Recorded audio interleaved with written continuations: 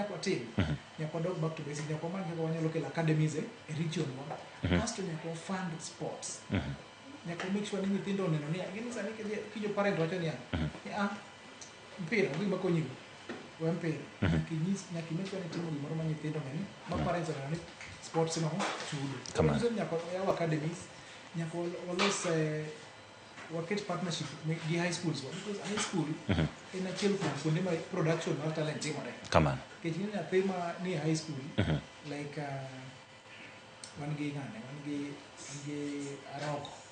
Aroko ni highway kama the time Aroko tieko e highway second ng'eny moloyo motimo mobedo go niso ni koro production mare matimore kama timore no gima nyako tim kendo nyako make sure ni wa train coaches ni teachers coaches ngini ka jopuonj gin coaches sama production timore high school niso ni nyithindo ka yudo the right thing the right coaching kuro mo timo coaching courses make sure ni 50% mar coaches madhi e course gin referee gin teachers in high school kama kuro jogwen ketwa 50% teachers 50% kache kama nyithindo tie kama almost every day kisa donje thuolo ni mar bedo koyieri bedo jakanyo mane ineno weche mag tuke mag adhula pacho ka higni 3-4 mabiro ka chalo nade kapo ni do thuolo no mondo mi kori ta kadro mi kane president kane boka donjo Homa County kapa ni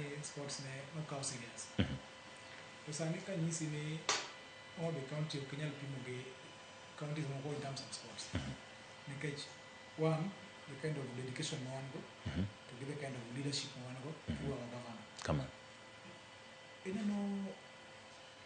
honesty Summit selection kana donjo office to wadhi watero team mar county waloso team mar Kenya Youth Inter-County Games in Tanganyika mani time na moko donjo office and wawin trophy mar Kenya manyiso jopuonj ni governor nonyisa ni kale ma idala gor mai kama unge monego binyo ng'e mpira maingo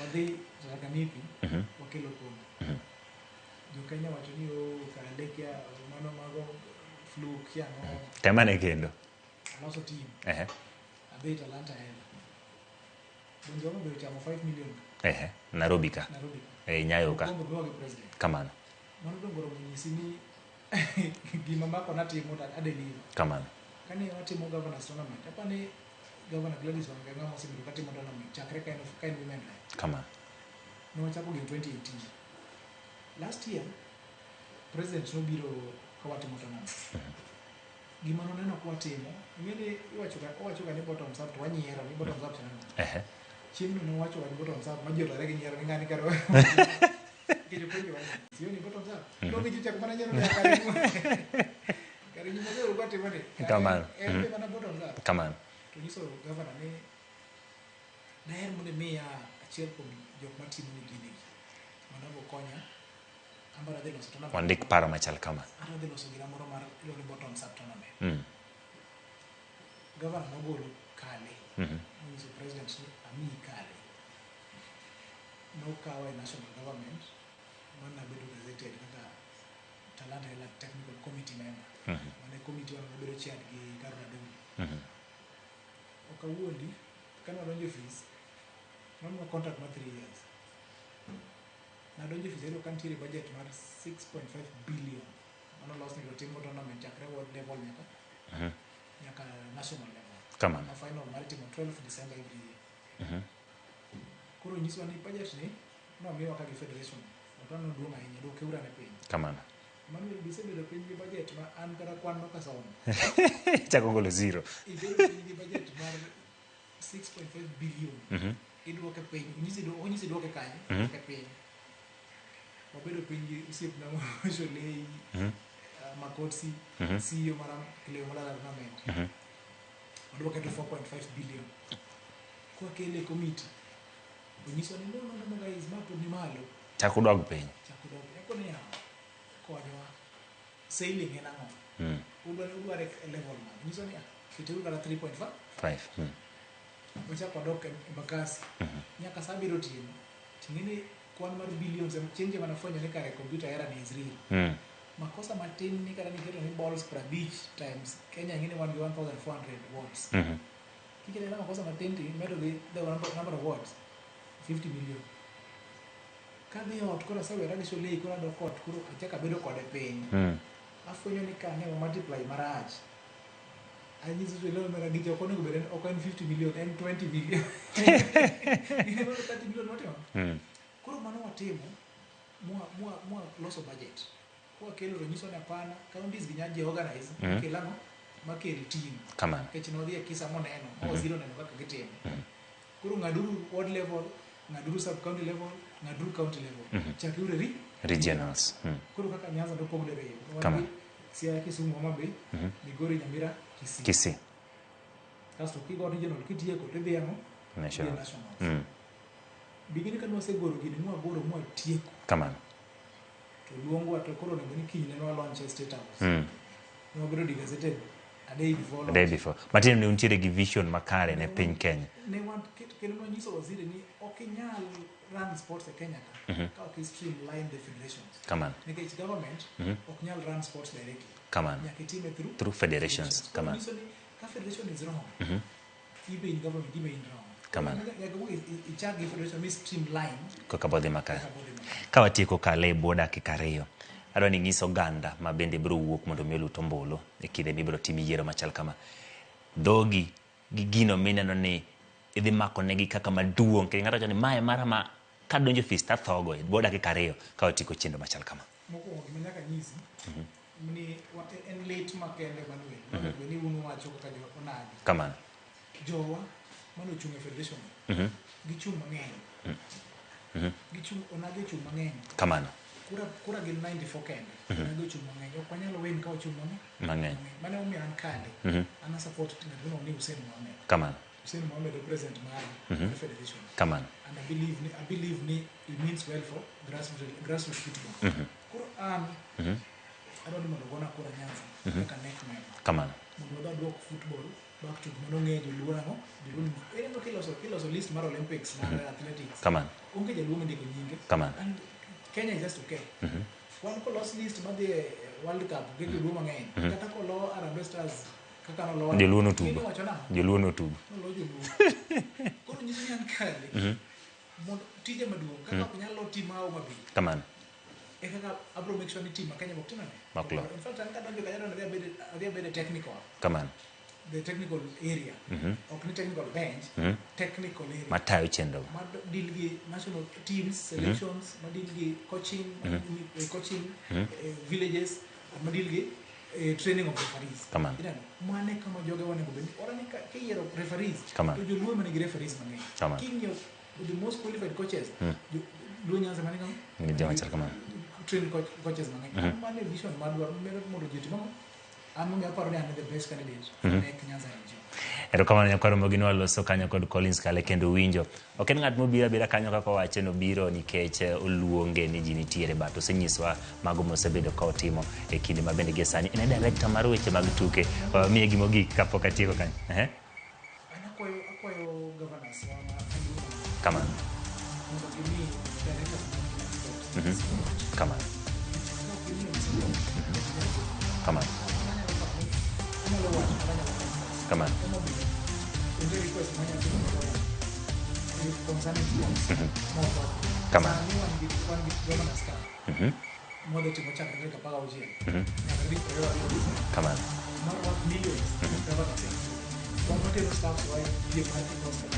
kamano kamano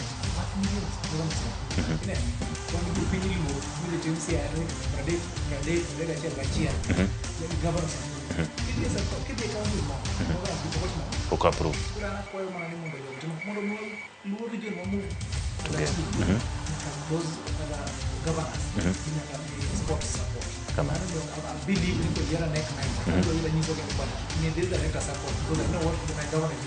kamano erokamano winjo kanyo kwayo mare mogik en governors mawuok e gwenge ma Kaluo mondo mi osir weche mag tuke jogo moket ni gin director matayo chenro mag tuke counties omisir kendo nyiswa gimomiyo owuok oko mar mondo mi one ni weche mag tuke kochakre gwenge mag Nyanza nyaka Kenya mangima omak kendo ta makaro kamano Collins Kale kuom thuolo machal kamano nyakwaro Mgajwang kikidhi mabor nikech ka waduogo bang' ma to Milton Ochieng ka unudwa nyiso kaka igo adhong matiende ni adhong be nyaka go mana boxing omiyo kawo mana yweyo machuok ka waduogo wadonje weche mag boxing.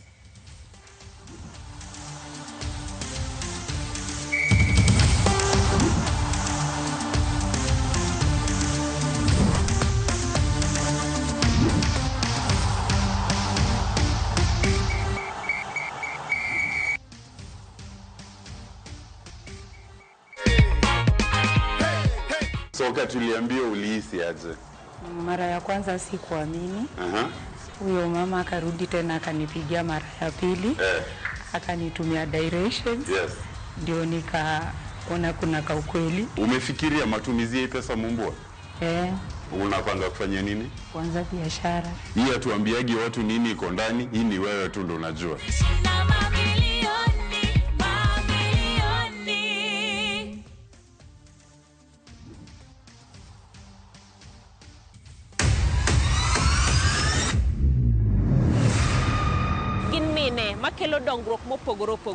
Don't speak on our issues as women. Let us be the one to speak. Kaka gikete ratil, familia koda tijegi. People's power! People's power! Magitimo gisiso kod lony. As the woman representative of Homa Bay County, this nation is hungry and there is no question about it. Minegi nietelo. Gijiwo kendo gikelo lony mopogore opogore. Mentorship en gimoro ma important kabisa. Mano konyo ji kendo miyo ji bet gi positive attitude. Gimiyo lony margi kanyakla kod yudo duoko ne chandruoge duto magikale. We want leaders to be fair to the nation. To emine wacho sigand miyo kamiyo ogen. Mine wacho ngeso kangeso kod jailieta.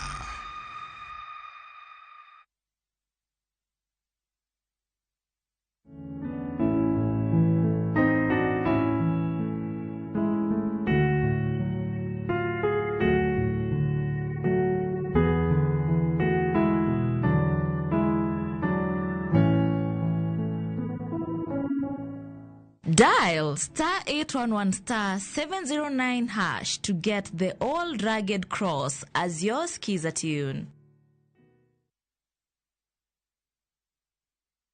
Kidliek no achiel maber nigi achiel marach.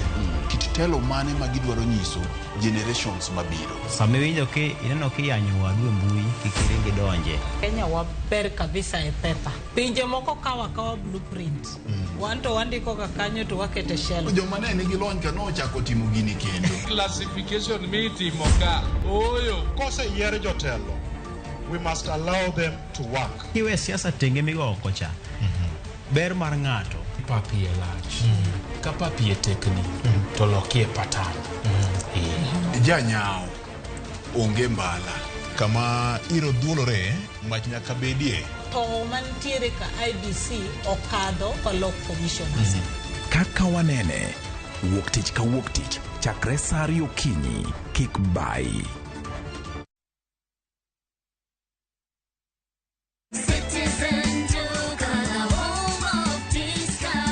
Time ya kupa rangi imefika. Citizen Duka, the home of discounts, inakuletea ofa poa ya rangi za Crown kutoka Mudhokinjo. Crown Vinyl Silk lita 20 na Crown Vinyl Matte Luxury lita 4. Ukinunua kifurushi hiki kwenye Citizen Duka kwa 14,900, just imagine una save 1,250 shillings. Bonyeza tu *487*5# na ulipie saa hii kabla bidhaa hazijaisha. Ukilipa utapata SMS ya kuconfirm, halafu uchukue package yako kwenye Citizen Duka counter katika duka la Mudhokinjo karibu nawe. Citizen Duka, home of discount. Nyakwa-Ramogi, Kenya Eratiel. Raila has a space to say what Gima Jakom Dwawacho. The opposition nothing nyake Supreme Court ngewe abatieki. Onliet Nyakwa-Ramogi. Beach Bafota Jumapil ka Jumapil. Ana chungo mama Ratil kadel war piny. Ka adwani wa discuss kaka Kenya dhi. Winj tuak mago Ratil piny. One was gore no opposition. One other gore no opposition 50 years. Mayo kiparka kele wich bar moro. UDA onge kama pose donje. Adwani penja bati. Koso donje kona mane. Sachiel gi nus otieno. Siasa mar piny Kenya en siasa koso dongruok. Kai kelo ni kod George Bati. Kik bai.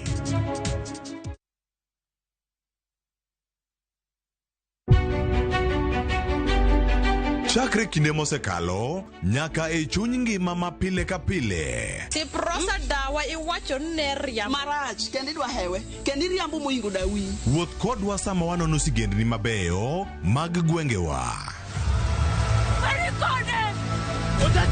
Ng'e ber kod rach, mor kod kuyo ma ng'ato nyalo yudo e wuodh ngima. Asai mama. Nasi kwirino kan mama ukiche kilunga gi nying no ero. Mama nyisi. Riwri kodwa mondo wane sinema mabeyo ahinya ma owinjore wawinj kendo wamorgo. Kendi ng'eno wono sipi mabeyo lakini nitie kuma kete mami. Winam Cinema. Jumapil saa 2:15 otieno kod saa 4 otieno. Kik bai.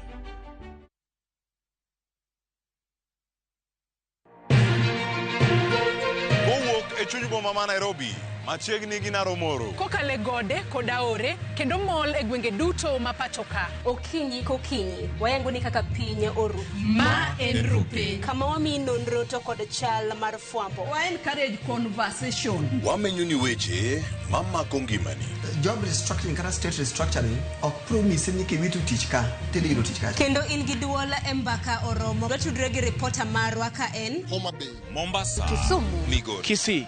Wabedo gi twak kachiel koda ka jolony weche mopogore opogore. No wamiyo parliament a lot of authority. To authority no gitiyogo mana mondo konygi. Tudri gi Joyce Oduor, Sharon Ong'ao kod Cleophas Oluoch e chenro mar Rupiny kod Mbaka Oromo. Wuok tich nyaka tich abich chakre saa 12 okinyi nyaka saa 5 onyango e Ramogi TV.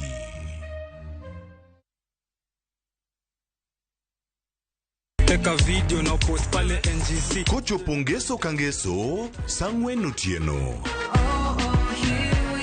Ikri mondo ibed gi mor kendo ilo, kiwinjo kendo ineno chenro mar thum dag mor. Kama nyasi bironi e ot kama intie. Wayudo Lin Ramogi Nyanyakach katayo chenro gi DJ Local Instrumental. Thumbe mamit, jower kod jomiel, ma chenro ma ok diher ni obai.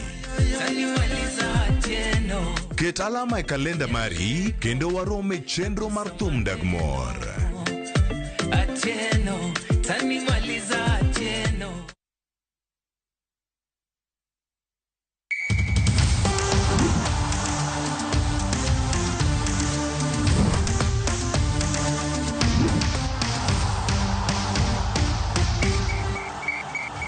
Mana kamano pod wan e chenro mar Paw Tuke Ramogi TV kaka nyawadwa Ochieng' Emmanuel osewacho ni koro wadonje adhong, koro dwa gore, dwa chadhore. Gimoro amora misebedo king'eyo adhong moking'eyo ibro ng'e chenro ni kawuono. Nyinga Milton Ochieng' Jaka Black bro bedo modisore, bro bedo modimbore. Kaka ing'eyo ni chenro ma kama kelo ni kit tuke mopogore opogore, awasechako gi yiero mar FKF, yiero mopogore opogore, koro wadonje adhong. Sani koro wach ochopo sama koro. Adwa ni mondo ing'e welo ma an godo ma bende wabro dhach godo e chenro ni mondo ginyisi ni gin ng'ano gini to mondo abro chako gi promoter mara adhong e boma ma Nairobi ka.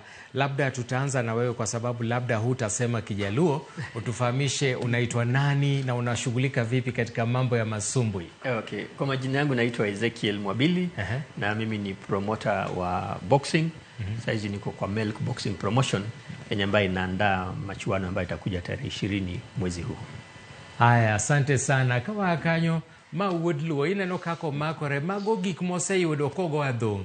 Gik mineno belts go, mago belts moseyudo adhong. Ting'eni mondo miyud belt machalo kama okin jadhong matugo machiegni. Nyingi ng'a tinyiso ni tego adhong e rang'iny mane? Iluonga ni Denzel Onyango Okoth. Ago adhong cruiserweight nachako ngum ka poda thin nyaka saniko cruiserweight en pek marom nade kila di en kilo 87 Praboro gabiro. Okay. Hey, to magi belt miseyudo te. Magi maseyudo to moko pod biro. Moko pod biro. Belt ni apa adwaro ni mondo omenyna ne belt ni maber mondo wang'iyane kaka ochalo. Aparo ni ketane moro ni maber wang'iyane. Ma ondik ni? Mama Pugilistic Syndicate of Tanzania. Mano ni ilo Tanzania? Ma nagoja Tanzania. Nigoja Tanzania? Nagoja KO. Igoye ka un Kenya ka? Ne en Kenya ka, nonindo. Agoye monindo flat. Ai, monindo piny flat, knockout. To machielo ni? Ma nagoja Uganda, ma world. Ma world? Mar world. Migoja Uganda? Nagoja Uganda. Knockout koso mana egine? No tek. No wadhi round apar. Iye ni Sebo be nogoyi? Sebo no wagore proper. Erokamano ahinya nyakwaro Mogi. Bende wan gi jadhong' marahuma mar Kenya. Nyako ni kamora mora miwinjo ka team mar Kenya mar Hit Squad dhi to ene squad mar Hit Squad. Inyalo nyisowa nyingi mondo inyiswa ni intigo weight mane? Nyinga iluongo ni Elizabeth Akinyi. And to go light heavyweight, men praboro gachiel. Okay. Yeah. Nitie kinde moko ni dhi nyaka Olympic michung' ne Kenya Olympic. Nen Olympic mane? Nen mar Olympic ma 2020. 2020. Yeah. No time kanyicha? Japan. Erokamano ahinya Elizabeth machiegni chenro mar Paw Tuke. Erokamano.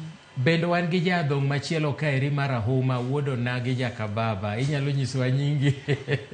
Kae to nyiswa ni tigo weight mane? Atigo super lightweight. Kilo 63. Okay. Tani prario. Wadi gore kod jakenya kod Chataon. Okay. Kapok wadhi kanyo, adwa ni Migosi Mwabili ma en promoter mar boxing onyiswa neni to ang'o manoneno. Ni nini ulianza kuona ukasema labda uingie katika mambo ya kupromote mambo ya masumbwi? Nini uliona ambacho hakikuwa mbeleni kwa wana masumbwi wa Kenya? Kusema kweli safari ya wana masumbwi wa Kenya imekuwa mrefu na njia yenye mteremko, mabonde kila mahali, kupanda na kushuka. So kwa azma yangu kwanza, mimi kama Ezekiel kuanzia miaka ya udogo nilikuwa napenda boxing. Lakini sasa ukiangalia historia yangu mahali nilikulia, sikupata platform kama hizi vile hao vijana wanapata. So nikafuatilia, nikakuja Nairobi, masomo, kazi, nikajiona kwamba bado niko na kila mara naingia na hawa vijana kufanya mazoezi. So ndio tukashauriana, tukasema wacha tuanze. Wakaniona wakasema, sisi umetutunza sana, tafadhali anza kutupromote. Sasa ndio nikasainisha maboxers. Walikuwa maboxers 4, ndio tukaanza tena tukaregister na KPBC, tukakuwa na Milk Promotions. Sasa kuanzia hapo meli ikang'oa nanga na bado tunasonga mbele. Kuna swali moja ningependa kukuuliza kama promoter wa boxing. Wakati wa zamani tulikuwa na mabondia wengi sana wa Kenya ambao katika Olimpiki labda wangelete medali, lakini siku hizi kidogo hata wakifika Olimpiki unakuta labda mtu mmoja amekuja na shaba. Nakumbuka kuna Olimpiki ambayo ilitangulia hii ambayo imepita, kuna mwana bondia mmoja tu ambaye alikuja na shaba. Huyu anaitwa nani huyu? Kuna huyu mwanadada huyu mwembamba huyu, ndiye alikuja na shaba peke yake. Mabondia wengi wa Kenya hawapati nishani katika mashindano makubwa. Nini inaweza kuwa inaendelea? Nafikiri katika kila mchezo kuna njia nyingi zenye ambazo zinaweza changia kufaulu ama kuanguka. So ukiangalia kwa huu mchezo wa ndondi, support sana ya training, unakuta hawa mabondia wengi ambao wanaingia especially kwa training na kwenda kwa hizo mchuano hawapati time ya kutosha ya kutrain. Alafu ukiangalia pia boxing ni kama tu any other sport. Kuna mambo mingi, kuna training, kuna mlo ile wanakula, kama ni mlo aina gani, is it quality food ama si quality food. Alafu tena kuna ile mindset pia maybe tunaweza sema. So pia support maybe ya ground Kenya bado haija kita mizizi kama vile tulikuwa wakati wa bondia kama Omar Kasongo wakati walikuwa wanakuja na medali wakati. Nakumbuka akina Mangila na Punyi, Patrick Waweru, DK Kamau. Unakumbuka wakati huo wakienda Olimpiki wanakuja na medali sana. Asante sana. Denzel Kadu Okuomi ne wabedo kodi kinde moko ka motelo to noka neno kitingo gik mitingo kawuonogi. Maka ne pok iyudogi koso ni seyudogi? Maka manabiro kacha mokwongo ne pok ayudogi. Ne pok iyudogi? Korka na achako professional na amateur. Ko na donje professional. Koka manabiro ka noyudo ka dhi tugo weekend no. Kaso natugo weekend no, kaso obet matin, kaso tugo korka ma indie mana yudo mokwongo. Kaso ma yudo 2023, ma 2024. Okay. To koro gigi kiyudo, nitie monetary value, nitie pesa mimi ikiseyudo gima chalo kama koso ma imi yami atikano maridadi ot? Okay, maridadi. the time you defend to once kiseyude ibet champion ibedo ranked malo kasto kisebet ranked malo anytime you defend belt ni to yudo ka pesa ni malo yudo ka promoter koro and manager na kede ni promoter ko yudo ka manager bargaining power ne the bit malo ko nyisa jogo ni kijana ni adwa pesa makama ko ken pesa makama to kotugi koro initerie da oten mochiemo ka ngato godho gi ten michule no ingeni boxing nyakibed gi manager ngama ngi ngama wuoyo ni no nyakibed gi manager bed gi lawyer bed gi daktari be namuuliza kwa nini yeye ndiye anapigana alafu manager ndiye analipwa lakini ni kwa sababu hiyo. Hebu tuende kwake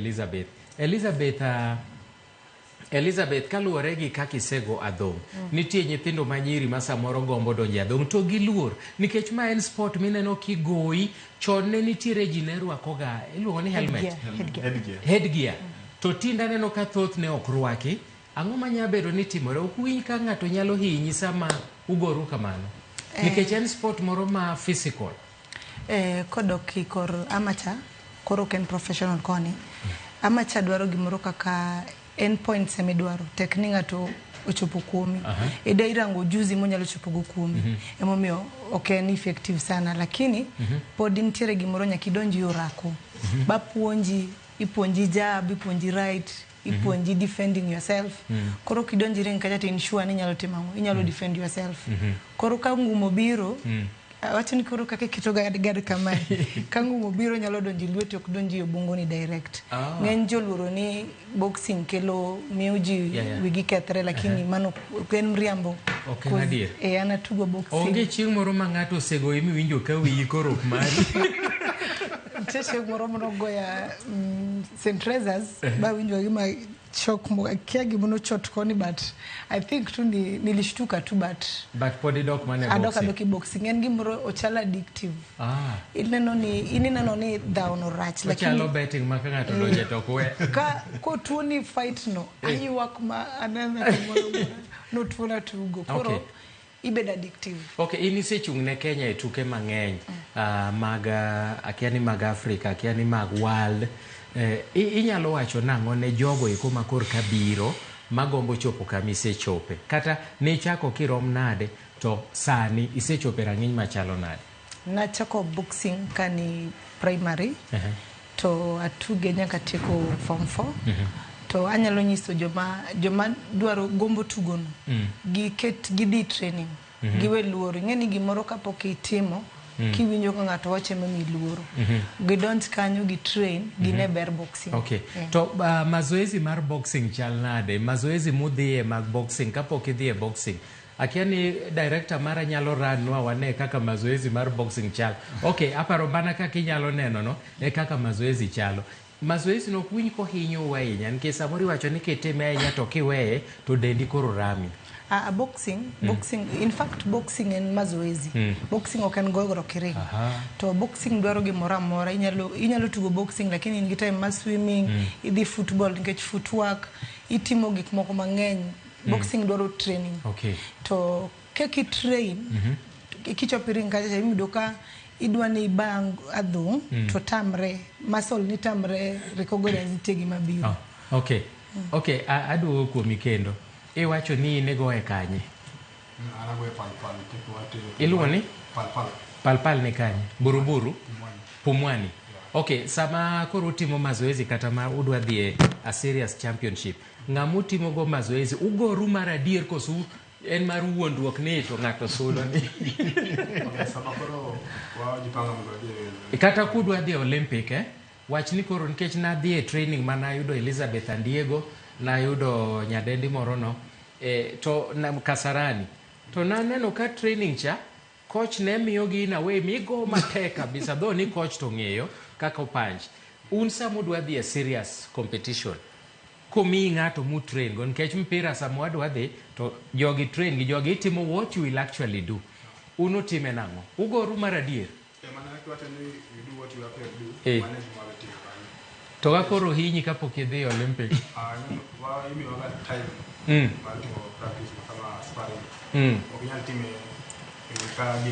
Aha. Okay. Nyakwara Mogi dhao moro biro maduong' Nairobi. Holiday cha iluongo nang'o? 20th. Mashujaa Day.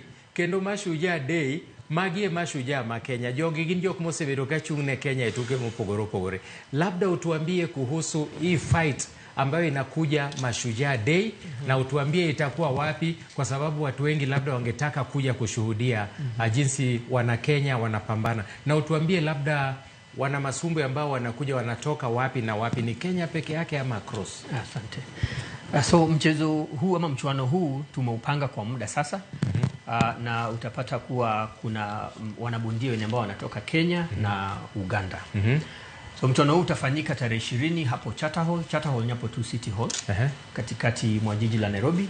Na tumeupanga kwa kuwa ya tarehe 20 ni siku ya Mashujaa Day. Hapo pia ndio tunaanzisha hii series inaitwa Raw in the Ring. Yani Simba na Guruma. So ni Simba mmoja tu. Inaitwa Raw in the Ring. Yes. Hiyo series hiyo ndio sasa itakuwa inaitwa hivyo. Every month tutakuwa na mchuano huo. So in Raw in the Ring tunatarajia kwamba mabingwa wakati wanapoingia wawili ni mmoja tu mwenye ambaye atapata kunguruma. So ndio maana inaitwa Raw in the Ring. Na sasa atakayeshinda atafaidika vipi? So kufaidika kwa saizi tunaita ni titleless, haina title. Lakini cha muhimu ni kwamba huu mchezo vile umepangwa huko unaingia katika statistics za BoxRec International. So kila mwanabondia mwenye anaye participate kwa huu mchezo anapigania pia kuwa na alama, kwa sababu wakati unacheza alama zenye unakusanya ndio zitaingia kwa BoxRec, hapo ndio utaonekana dunia mzima kama utapata kupata mchezo mwingine. Nafahamishwa kwamba in bend ibrogori chieng'no. Isenge ng'amedhi dhaugo. Picha na miseneno. To king'iyo wang'e iluore. Onge luoro gato. Ma ingi geno ni bro timo maber. Idhi goye. Akanyi. Kayole. Robogi nene. Okay, kapok adhi mbele. Okay, Elizabeth, in ing'e ng'ama idhi gori go? Ang'e ng'ama dhi gora. Akanye? Kisumu. Owuok Kisumu. Busega romo. Waseromo. Be usega fight motel? Podi lakini korwa dini ene ilunge bende ilunge ni Akinyi. Bilunge na Akinyi. Korwa dini the real Akinyi. Udenge the real Akinyi. All the best, Elizabeth. Aya. Onyisa ni ine the main fighter chieng'no. Ine ma piny duto ma koro ichalo final mar World Cup. Ini dhi dhao gi ng'a? Ane Kenya one. Ine Kenya one. Ane Kenya one. Ane matingo Kenya chieng'no. Ko adhi dhao gi Ja-Uganda. Ja-Uganda. Anye do nyiso ma Ja-Uganda ubiko ikore. To ma ni lo Ja-Uganda? Mana go Ja-Uganda. Ni go Ja-Uganda. To podo giwinji. Podo giwinji giduga. Wigitek. Mana go Ja-Tanzania keyo. Nonindo flat ko chung to Omer. Sani kata Tanzania ka winja ogidwa. Giluor ogidwara. Ma ogiwach ni hii ni hujuma. Ogidwara nikech cheche moben sade Tanzania. Ne Ja-Tanzania tamureda okwada. Kocha bana kilo na nga duong bwana. Ngano duong sana. Lakini weite mingio gado. To weite mingio. No tamureda ring. Okay, labda ninafahamishwa tumesalia na dakika 2:30 hivi. Ningependa utuambie sasa, sisi ambao tungependa ni mashabiki wa masumbwi, tunataka kuja pale. Tunakuja namna gani? Tuambie, tukumbushe kwamba ni wapi, alafu umuhimu wake, alafu na tunakuja vipi, tunaingia vipi? Okay. So vile nilivyotangulia mchezo utafanyika Charter Hall. Charter Hall. Yes, Charter hapo Hall. City Hall. City Hall tu CBD. Na ukitaka saizi tickets bado zinauza. Ukibonyeza *487 *27 hash ambapo utafuata utachagua na unaingia na VIP 1500 ama regular 500. Unasema VIP ni 1500 shillings only. Regular ni 500. Mimi nitakaa kwa 500 bora ni. So uzuri wake ni kwamba games zitakuwa nyingi, zitakuwa total 9 games. and then pia kutakuwa na music kidogo, so it's a whole fun entertainment. Music nani atakuwa na Jua Kali atakuwepo. Kwa hivyo jambo la mwisho kwa boxers wa Kenya ambao labda wanapoteza matumaini kwa sababu wakilinganisha na wakati ule hit squad ilikuwanga hit squad, lakini siku hizi kidogo ukweli ni kwamba hatukuwa na mwanabasumbwi kwa Olympic. Sasa matumaini gani utawapatia wa Kenya kuhusu boxing? Matumaini ni kwamba saa hizi wapate kuangalia Melk Promotions because inazunguka Kenya nzima. Melk Promotion. Melk Boxing Promotion. Melk. Yes. M-E-L-K. Yes. Okay. Boxing Promotion. Inazunguka Kenya mzima, at least tuzindue hivi vipawa venye viko vinajificha hapo. Na hope iko ni kwamba because hawa wanacheza ni vijana tu kama hawa. So kila mtu atapata nafasi, bora tu tujikimu na tupate kuwa na yale malengo kuwa the best boxers in the world. Labda mna social media pale mnapatikana? Tunapatikana kwa Melk Promotions. Melk Promotions. Yes, kwa Melk Boxing Promotions kwa Facebook na Melk Promotions kwa Instagram, alafu kwa tovuti ni www.melkpromotions.com. www.melkpromotions.com. Asanteni sana kwa kunipa nafasi yenyu tukaongea kuhusu masumbwi. Nyakwara mugine wane weche magadhong.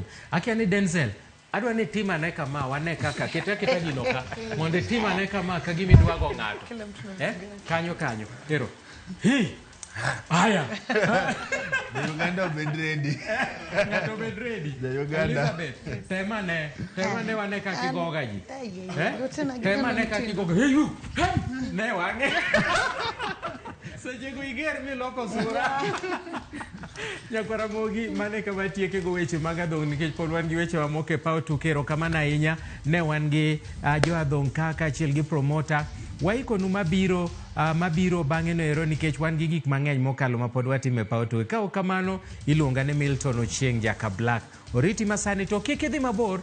Festus Lango gine ka awuor Pogba nika to gi mamoko te gin ka mang'eny go Chieng Emmanuel pod gin gima thoth ma gikelo nu. Oriti masani.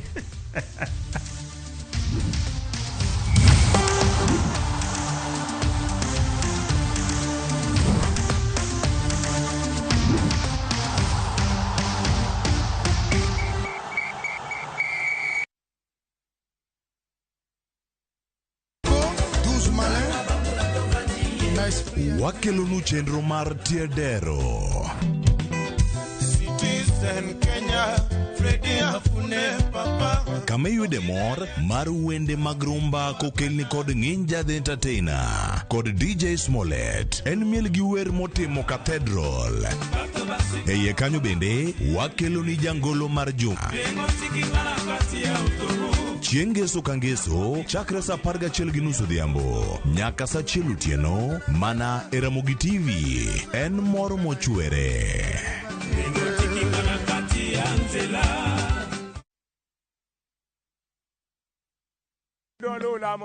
Bed kodwa e wuodhni ka wanono kit timbe mag anyuolawa.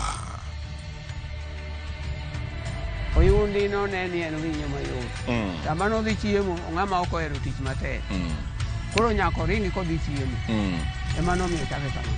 Gin kido mamiyo wabedo kaka joluo, sigendni mopogore opogore mag dhoudi mag luo. Chiro ma kiti pando chira. Gini dwa chako ndeti mos. Okelo ni ahonda. Dil majony.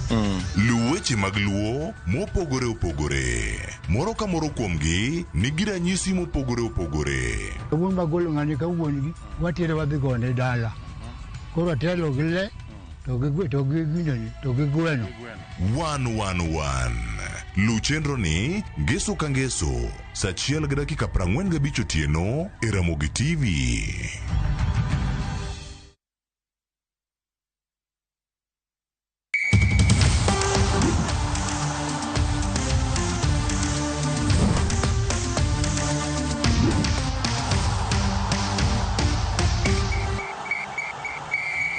Ramogi tok go weche mag adhong ana luor nikech Milton nyalo bedo ni opuonja ariyo moko adek mobro go dhowa kata kamano ok wabi yiene wabro mana dino dhowa mag omena mondo kik go dipo ka wahinyore. Kata kamano wantiere kod mathoth mwaing'isi ni waiku ni chendo mar paw tuke odiochieng' ma kawuono. Bende ing'eyo ni skunde mag sekondar gin mago mane okelie tugo mar iwacho ni agoko e skunde mag wakein mag nyithindo manyiri kata wakeini mateni a piny Kenya kaendi osebed mana kitugo tuke mag agoko e skunde mag jogo mag yawuoyi kintie kanyo kod Maseno, St Mary's Yala mago mong'ere gwenge mag Nyanza.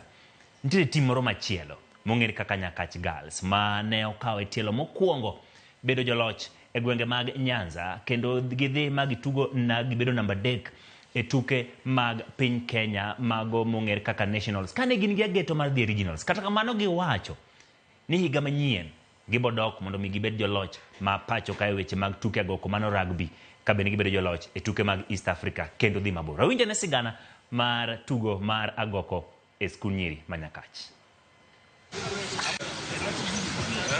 Piny Kenya oseng'ere tuke mag agoko kadho kuom tim mar joma chuo Shujaa. Kuom kinde oseting'o bendera mar Kenya weche mag tuke go. Bende tim mar wakeini mar piny Kenya mar Lioness ok oserem sokoke e tuke mag agoko e higani. Riwruok matayo tuke skunde mag sekondar ne opodho chako tugo tuke mag agoko e skunde mag nyiri e pacho ka. Tuke mane osebed kitugo kod yawuoyi kendo timbe mathoth ochwalo jotugo e timbe matugo lig ma pacho ka to kod e mbalariany mopogore opogore mathothgi gikone chopo e Shujaa. Wuoth oterowa e gwenge mag Nyanza. Skul manyiri mar Nyakach. Skul manyiri mar Nyakach nitiere kod tim mar nyithindo manyiri mong'ere kaka Plateau Queens ma bende nobedo joloch kendo tingo bendera mar Nyanza e tuke mag Kenya mangima ka gichopo e kidieny mar quarter finals. Rugby girls ne wasebedo kwa gombo e high school nikech previously niyudo ni rugby boys emanitugo but this year body wa miluongo ni KSSA Kenya Secondary Sports Association nocho wacho ni wan koro wanyalo tugo rugby mar nyiri. Koro kane wawinjo kamano koro nawacho nikech ang'eyo kaka itugo rugby anyalo coach nyiri ma nyiri chope kiwango mane madwaro. Ere kaka ne odier kendo jotugo ne timni? To ere kaka ne giyiero mondo mi ne gichak tugoni? Ne gichake nade? Kocha margi japuonj Kevin Odhiambo Tuoma lero kama. Mo tugo rugby nyathi ma tugo rugby ichako nena kaka ochwere, kaka oringo gi kaka umako ball. Koro jotugo gi na yiero gi ayiera from the other teams. Ng'eny gi nakawo gi from football team, moko adhi akawo from basketball team. Tanyiso gi ni adwa puonjo game moro manyien. Game mobiro ma nyiri tugo masani. To ne giyie ma gitugo kodwa ma giyie mako game no. Wuoth machopo Nationals ne obedo nade e tielo mokwongo ma gichako e tuke gi? Previously na target nadwa chopo East Africa mani tuko Uganda but koro nwakawe step by step. Koro nwachako gi our sub county mwadhi wago county games, wachako wagoyo regionals to ningeni na lot timbe te mane awuok e Nyanza region na lote ma dhi akawo kikombe mar Nyanza region. Koro kane wachopo nationals nwayudo timbe moa Rift Valley, moko wa Nairobi, moko wa Coast but ne wanyago record gi. Actually tulicheza vizuri tukaanza chini mpaka tukafika national, although hatukuweza kuenda East Africa but time yetu ilikuwa East Africa, ilituma sana. Si wenyewe zoezi ndatukuwa tunafanya vizuri, so ilifika hiyo time is like tulishindwa kuachieve hiyo yenye tulikuwa tumetarget. Yes, we started from the sub-county up to the nationals. At the nationals, we were defeated by a few teams, but for the next year, we shall redo the match well and show them what we can do.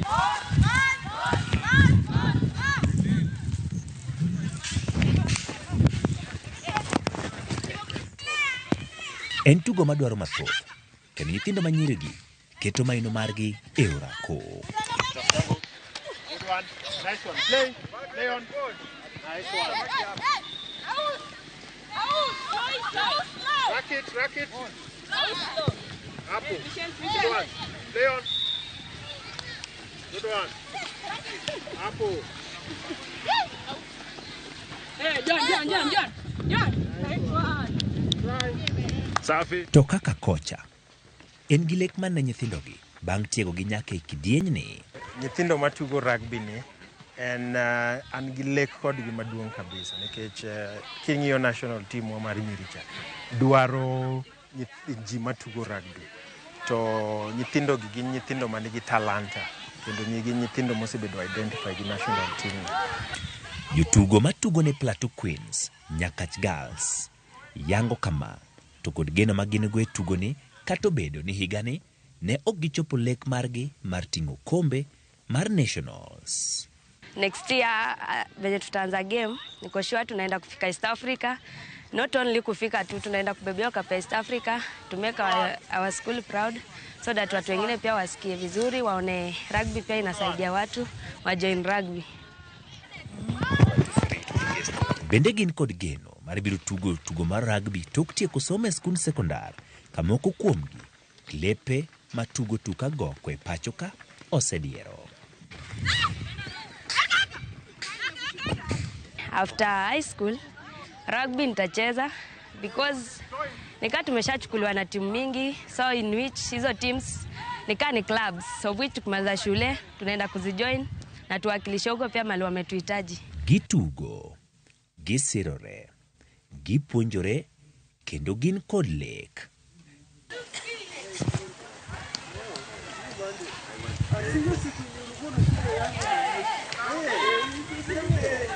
E weche mag tuke, tim ka tim nitiere kod gino magitimo mondo migi mijing'o.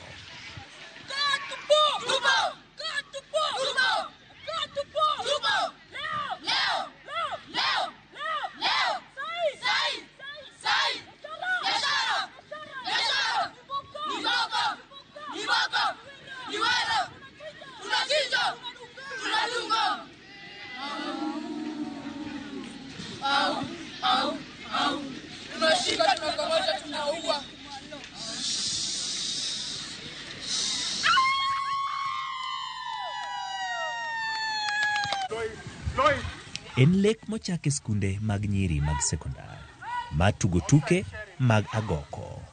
En mano mochakore higani kendo biro dhi nyime. Nyakach Girls, Plateau Queens nigi geno mar bedo joloch ma pacho ka ting'o bendera mar Kenya tuke mag skunde sekondar dhi nyaka East Africa kaachiel kod tugo nyaka rang'iny mopogore opogore mag piny mangima.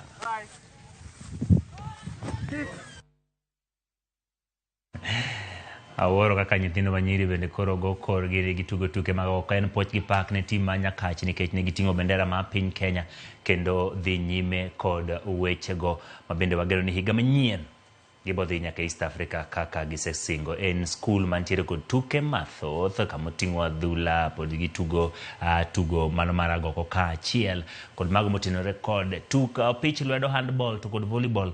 Pod wan gi thuolo mabiro kelo sigana moko motenore kod skul nyiri mar Nyakach. Chaka nwasingo ni dichi makawuono ne wago mbaka e weche mag chal mar tuke pacho kaendi, kendo nwasingo ni wantiere kod welo mopogore opogore. Nan gi wendo mokwongo mano twak godo e kidieny mokwongo. Wantiere kod wendo mar ariyo mabiro twak godo e kidieny mar ariyo ahinya to weche mag tayo adhula e pacho ka, kendo wago mbaka ahinya to koro sani kidieny mar Wakeini nikech Wakeini bende tugo opira e pacho kaendi, kendo wantiere kod lig ma Wakeini, wantiere kod skunde matugo adhula e pacho kaendi. Gie sani piny Kenya nitiere kod thuolo matugo World Cup. E tielo mokwongo nyithindo ma hikgi okoinga 17 kendo wan gi geno ni kochakre juma manyien kwachako gi England to tim mar jotugo ma hikgi okoinga 17 biro goyo tim mar England. Nitiere kod wendo kendo kaka pile omiyo ga wendo thuolo mondo mi oyangre ni to nyinge ng'a, owuok kanye, aito obiro nyiso ni pinje maoko nikech pacho ka to sani ji manyo kombe koro kang'no wacho ni tim mane moluwo pinje maoko opako tim mane machiegni fwenya yacho ni nyalo nyisri kata mana yangori ne nyikwara Mogaja. Erokamano. Nyinga iluongo ni Charity Wang'oma. To dend bende idenda ni Mama Diof. Mama Diof ni ema ji ong'eyo ahinya, lakini kamiyi kitambulisho tiguedo ka nyinga Charity Wang'oma. Koro Mama Diof ni en mar wacho ni pap kama ji tuge mopogore opogore ma ji dendi godo. Pap kama ji tuge mopogore opogore gi an diere mana dongo ntiere jatugo mano mora sana mane Senegal iluongo ni El Hadji Diouf. Kamano. Ng'ano ne nie chunya mogik kendo ka nachako tugo mpira nadwa natugo kaka en. Kamano. To napango ni chieng' moro ka Nyasaye ne miya nyathi ma wuoyi naluonge ni Diouf. Koro ka nayudo wuoyi to naluonge ni Diouf. Kamano. To nyingne ma koro moko emong'eye ma ji luongago. Koro mana Mama Diouf. Erokamano. Mama Diouf, wach machal gi weche mag tuke mag adhula e pacho kaendi. Iseneno kaka itayo tuke mopogore opogore. Sani ang'eyo ni ng'at ma bende koro wuok oko madwaro mondo michung'ne wakeini e weche mag tuke pacho kaendi.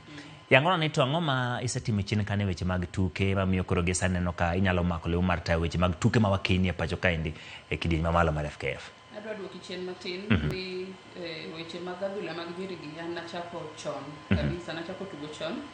To yora malong'o mar adhula mar nyiri nachako Nyakach Girls mana neno kar kaka tugo rugby. Kamano. Nyakach Girls ne mana tuge football malong'o. Coaches ka notang'ona ni an gi talent maber ma notiega mopiega mabedo malong'o makoro kana kanyo nachaka tuge e university. Kar kanyo no kaya tuge university tuge clubs matin then kaka wan joma nyiri ok tug mang'eny. Kamano. Kituga ahinya to mama uchako penjo ni to ikelonwa ng'ato karang'o. Koyo benda dwaro.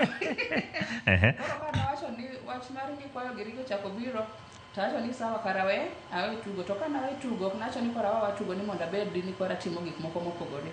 Nacho ni koro ka weyo tugo tang'o kendo manyalo temo kara timo mapod luor gi weche mag tuke. Kamano.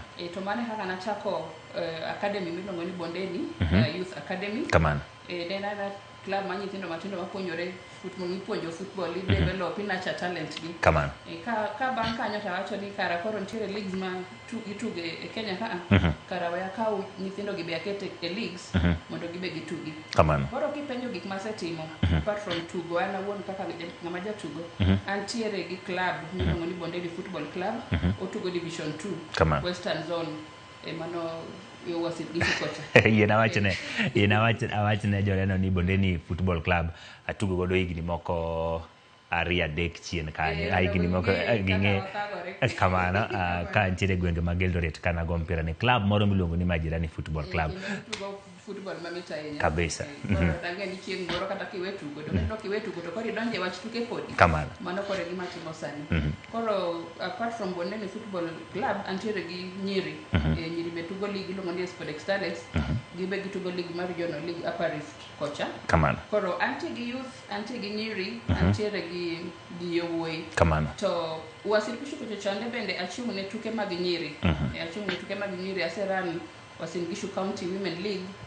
Ka wayo mano tasechung' kendo asebedo coordinator mar Upper Rift Women Regional League makelo timbe moa Turkana, West Pokot, Trans Nzoia, Uasin Gishu, Nandi, Elgeyo Marakwet. Kamano. Kora se kao timbe kama keto pamoja kendo koro sani nyiri goyo likacha motimo ko. Mano sinyiso kaka ing'at mabendo yoro weche mag adhula.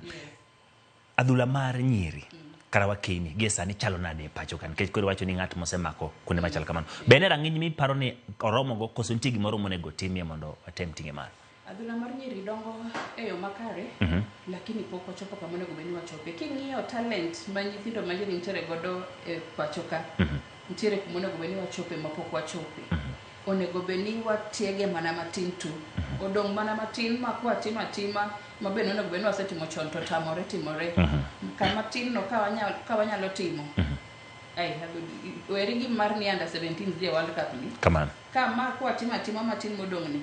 To kata mana stadiums bro pong kiwinjo ni nyiri tugo kaka kiny koro nyiri tugo dini rwara kaka to pak go pong makata kama ng'ato bede onge odong' mana matin tu. Kamano. Gie sani weche mag tuke mag nyiri masani wacho ni kelo mor e pacho nikech oganda jo Kenya tirito ni wadogo World Cup mokwongo kendo tugo mokwongo en Kenya gi England. Mang'e ni jo piny Kenya rito ni to kaka wasetugo ma friendly mosetugo ma koni gi kocha waseno koydo loch pokogo kata chiel. Nyithindo manyire gi king'iyo koro talanta kaka inisejiwo kuoke ka biro piny ka biro malo. Bende gin gi wacho ni future mabiro miyo piny Kenya koro donjo Harambee Starlets tugo makare. Nyithindo gin gi future ma very bright kopo ni waketo gi gidong' kaka gin no. Iluongo ni kwaketo team no ka waweyo timno bedo intact kaka en no. Kamano. Nikech nyithindo ka gin nyithindo mano bedo identified dire Talanta Hela kota kapok ichopo Talanta Hela dire Kenya Secondary School Sports Association no gibedo identified ne gibedo spotted dire school games okel gi kamoro achiel dire Talanta Hela ma gimakore ma ging'eyore ng'ani ong'e wadgi nyithindo gi kodhi motugo World Cup ni kaka gin ni ma gichak giduogo mo wakano gi kana gibeda beda ni na team no maonge gimoni mule ni kia ng'ato gol ng'ato kia no team nade team no githeko mapek mbele ka. In gi lek mane weche mag tuke mag adhula mag Wakenya nikech isetime e regions mopogore opogore. Sani koro kama ibiro idwa chung' ne weche mag adhula mag Wakenya e Kenya mangima. In gi lek mane ne weche mag adhula mag joma nyiri? Bedo ka chelo ne tuke mag nyiri gi e Uasin Gishu gi Upper Rift region to kata kinde ma bedo kan kuchocho bedo ka reach out to regions te mane Kenya ka Mombasa ka gik moko timore tilunga Mama Diof wadwaro kama watimna Kitui asedhi ko bedo Kisumu onge kuma koka chope kata Nairobi karka setime events to koro en kwayo mar jopiny ni Mama Diof itimo kocha shawana no kaka timore lakini wanchire gi kamoro more maloka Kamano. Wakwayo ni mondo koro iwuog kocha kendo gikwayo jo Upper Rift gi jo Uasin Gishu ni mondo koro migie thuolo makende gidhira mondo achope maloka mondo atime tich moro gine kopo ni donge dhibedo pogruok nikech kaka tich matimo wuoyo iluongo kizungu wacho ni speaks for itself. Kamano. Akiani matilo nago nenre lela nenore mana kende Kamano. Koro gacho ni tich gina no na romo godo nikech nitiere jok mosebedo ka tayo tijni mosebedo ka tayo makare koro gikwaya ni mondo akawe thuolo ni makende the election musani ni mondo atime tich miluongo ni bedo NEC member women Kamano. Koro wach mabedo NEC member women e Kenya ka igono ombulu gi joma chal nadi gi joma wuok kanye mabiro biro ni koro biro luto ombulu ne Mama Diof mondo bed jatend Wakenya tuke pacho ka. Kamano. Bedo NEC member Kenya karka igoyo na kura gi ji 94 ji 94 gi wantiere gi 18 Premier League clubs koting'o Gor Mahia giri kadhi piny nyaka Sofapaka. Kamano. Koro 18 Premier League clubs gi goyo kura ne NEC member. Kamano. 10 NSL timbe 10 mokwongo table standing goyo kura. Alafu division 1 wan gi zones 2. Ntiere zone A gi zone B. Top 5 each and every zone goyo kura. Kamano. Then wantiere gi Women Premier League. Women Premier League wach mang nataka wuo bang'e ni kendo imanyo Women NEC member to Women Premier League gocho mana jedi. Kamano. Alafu wantiere gi Women Division 1 mane kaka constitution ne wache ni Women Division 1 mano kapok no bedo introduced Women NSL.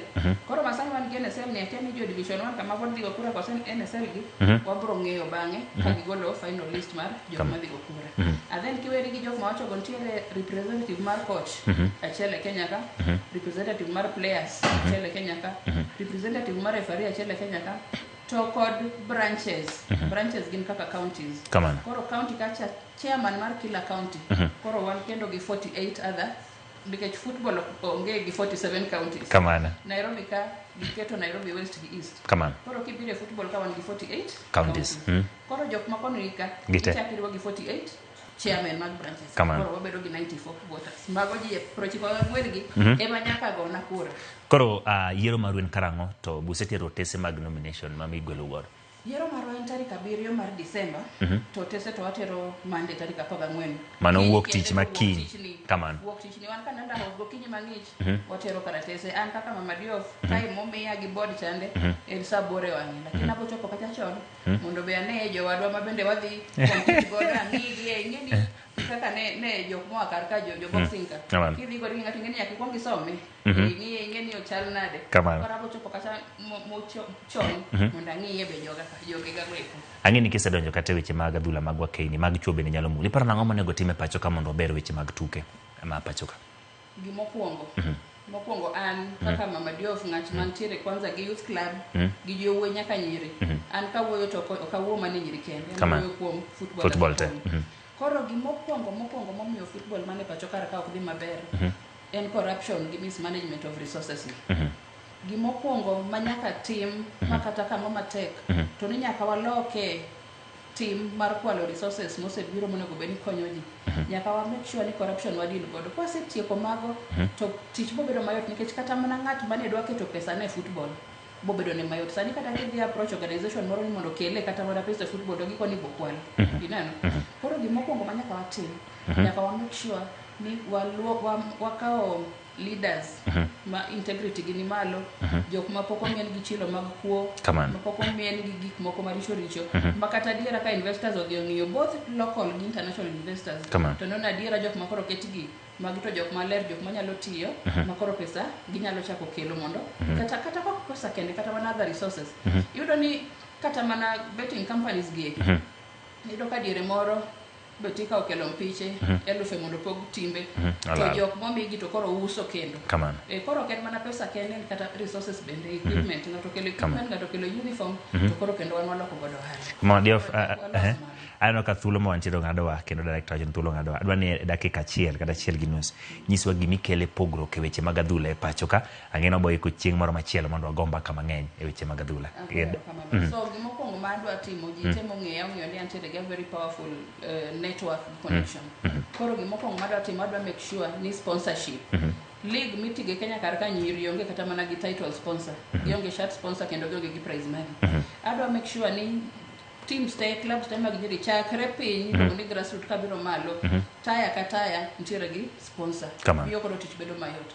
Kasetimo mano tadwa make sure ni waketo gimiluongo ni gender equality, equity gi inclusion. Okay, ni pitch show eming'iyo moloyo mar nyiri kata ni mar nyiri ng'iyo moloyo chuo ing'iyo gi maromre. Then mano korumo to adwa ng'iyo gimiluongo ni leadership and governance. Ji aila mage makoro wakelo in place nikech kata ken women football no kata koponi oyiera ni nyaso yeno yiera ji aila mage matiyo godo gin jok moko ma ong'eyo gima gitimo koso gin iluongo ni flower girls ana adendo gi ni flower girls so eno bedo ikiwacho gimoro to yes koro mani gima dwani wakwongo watim mondo walos mago bed mabeyo. An kaka Mama Diof kadonjo to gik moko kamago wabotimo kendo pich nyiri bobedo man gi pesa, nyiri gi chulo to mpira ni be kelo pesa.